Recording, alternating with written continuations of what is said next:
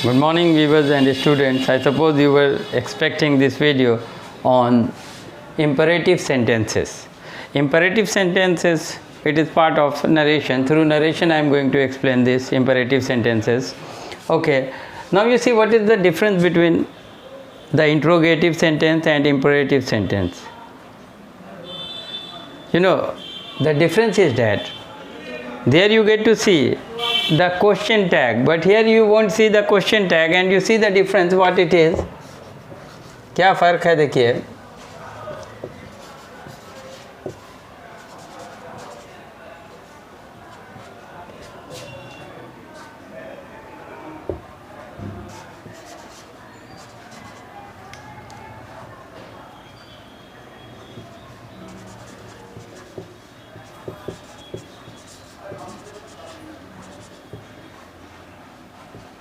क्या है ये? He said to me bring it down.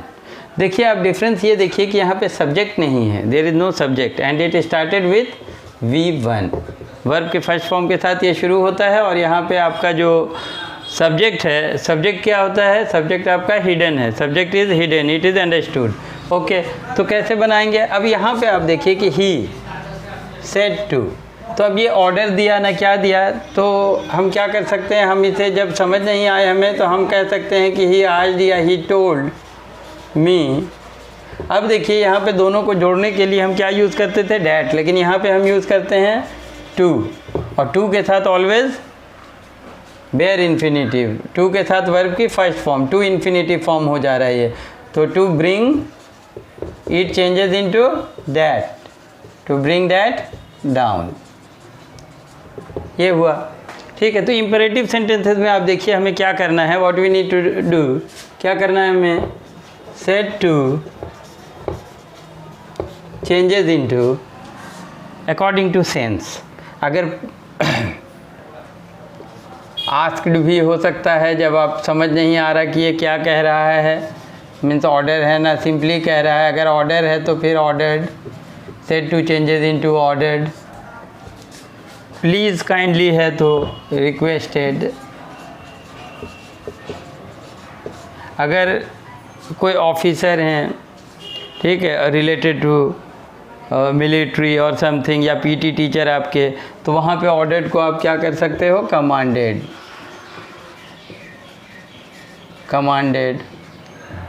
सुझाव दे रहे हैं तो एडवाइज्ड. मना कर रहे हैं तो फॉरबेड या प्रोहिबिटेड. प्रोहिबिटेड ये है. Said to changes into this. और याद रखिएगा connector that, the connector that नहीं यूज़ होता है, उसके जगह पे हम टू यूज़ करते हैं. हाँ, डैट करेंगे वो बाद में मैं बताता हूँ. डैट कहाँ पे करेंगे? वो एक्सेप्शन होता है जहाँ पे लेट का यूज़ होता है. जहाँ पे लेट का यूज़ होता है वहाँ पे हम डैट करते हैं. लेकिन अभी बिना डैट के मैं आपको समझा रहा हूँ, विदाउट लेट. तो देखिए,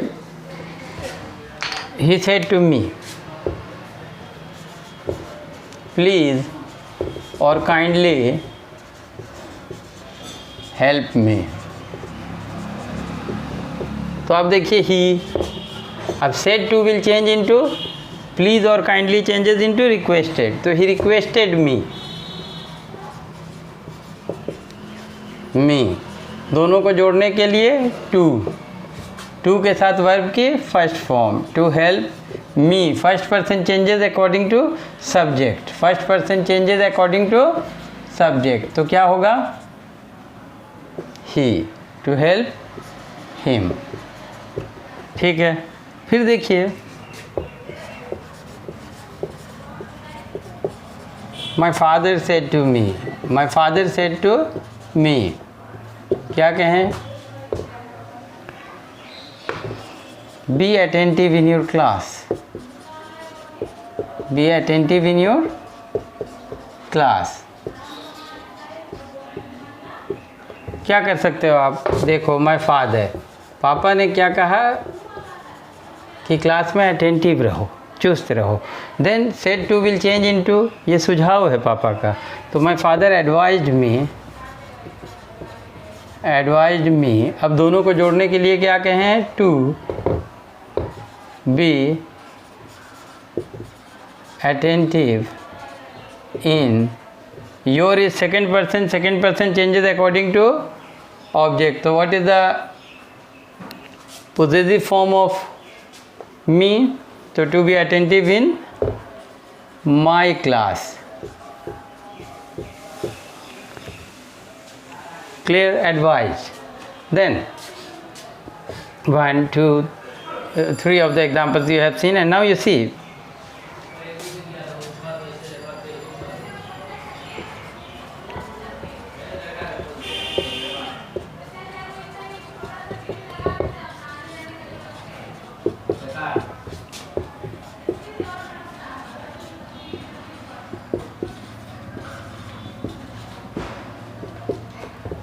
he said to me don't play with fire.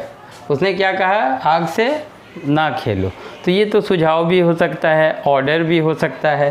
तो हम लिख सकते हैं ऐसे कि he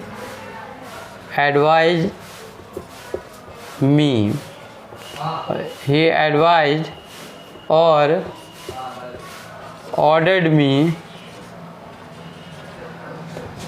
to play with fire or not to play with fire. तो mind you one thing, if there is don't or never, तो then if it is never then never to, and if it is don't then not to. हमें क्या use करना है, to नहीं, not to, क्योंकि अगर मैं नॉट नहीं यूज़ करूँगा तो सेंस चेंज हो जाएगा कि वो आपको सुझाव दे रहा है कि आग से खेल लो, यहाँ पे डोंट है, तो क्या हो जाएगा यहाँ पे, not to play with fire. और अगर यहाँ नेवर होता तो ये बन जाता never to play with fire. लेकिन अगर आप चाहते हो कि नहीं सर मैं नॉट यूज़ नहीं करना चाहता हूँ या नहीं करना चाहती हूँ, then what should we do, हाँ तो उसके लिए भी है, for that you can use he forbade और prohibited me to play with fire. देखिए यहाँ पे ही फॉरबेड और prohibited me to play with fire. इसका कारण क्या है जानते हैं, इसका रीज़न ये है कि यहाँ पे नॉट इज़ इंक्लूडेड, नॉट यहाँ पे पहले से ही है। तो जब नॉट पहले से ही है यहाँ पे तो हम क्या कर सकते हैं, ही फॉरबेड या प्रोहिबिटेड मी। अब नॉट टू वो मना किया है नहीं खेलने को, इट मीन्स खेलने को कहा है, अंडरस्टूड, ये हुआ। अब इसके बाद आपको मैं बताना चाहता हूँ कि कमांडेड कैसे यूज़ करना है हमें। तो कमांडेड होता है, देखिए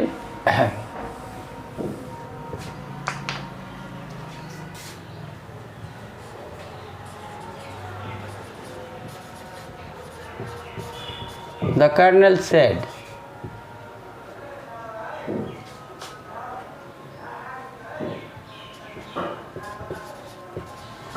boys move forward,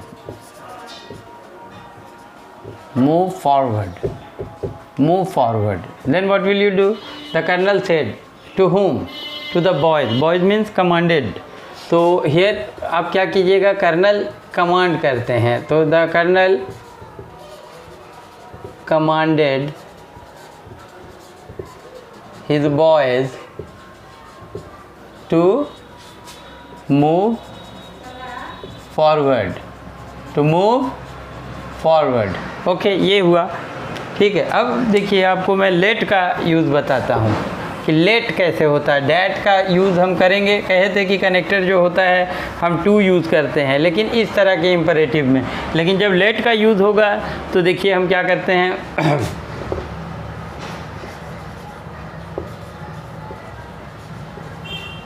The leader said, let us serve the nation। तो ये क्या है, ये लीडर का क्या है, ये सुझाव है, ये लीडर का सुझाव है। तो क्या बनेगा, द लीडर सजेस्टेड that अब क्या लगा दीजिएगा जोड़ने के लिए, डैट। ऐसा यहाँ पे that they, first person changes according to subject, और ये प्लूरल में है तो क्या हो जाएगा, that they should serve their nation, that they should serve the nation. ठीक है, ये सजेस्टेड सुझाव था ये कि चलो हम अपने देश की सेवा करें। अब यहीं पे देखो, my friend said, my friend said to me, let us watch a movie। तो देखो ये क्या कर रहा है, my friend said to me let us watch a movie। तो ये क्या है, ये सुझाव है न प्रस्ताव है, ये प्रस्ताव रखा गया है। इट इज़ ए प्रोपोज़ल, आप इसको ठुकरा भी सकते हो, हाँ या ना कुछ भी कह सकते हो, लेकिन यूजुअली नहीं करते हैं बच्चे, क्योंकि जब उनको ऐसा मौका मिलता है तो दे रियली शिट। ओके, तो देखते हैं, माय फ्रेंड प्रोपोज्ड। अब यहाँ पे देखिए, क्या आप माय फ्रेंड प्रोपोज्ड मी नहीं कीजिएगा, इसके साथ प्रोपोज्ड या सजेस्टेड के साथ अगर पर्सन होता है तो हम टू यूज़ करते हैं। तो क्या होगा, my friend proposed to me that. अब देखिए, तो ये अर्थ में आप भी छुपे हुए हो, क्योंकि आपका दोस्त आपसे कह रहा है। तो that we should watch a movie. एक चीज़ मैं क्लियर करना चाहता हूँ आपको कि my friend said to me, ठीक है, लेकिन my friend said to him होता तो आप क्या करते, अगर मी के जगह हिम होता तो आपने क्या करना था, वी चेंज हो जाता दे में, क्योंकि उसमें you are not a part of that. Your friend said to him, you are not a part of that. Okay, इसलिए ये है। और एक लास्ट मैं आपको एग्जाम्पल दिखाता हूँ।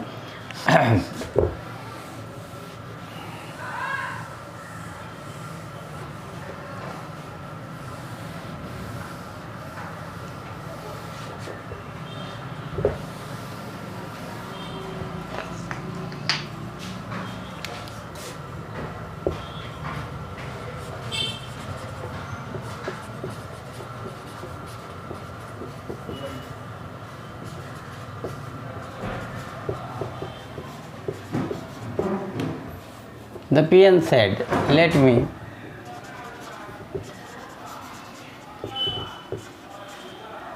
enter the office। तो क्या होगा,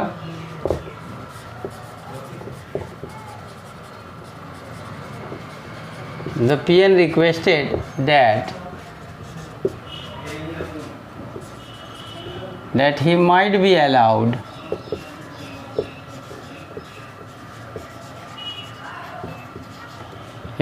allowed to enter the office।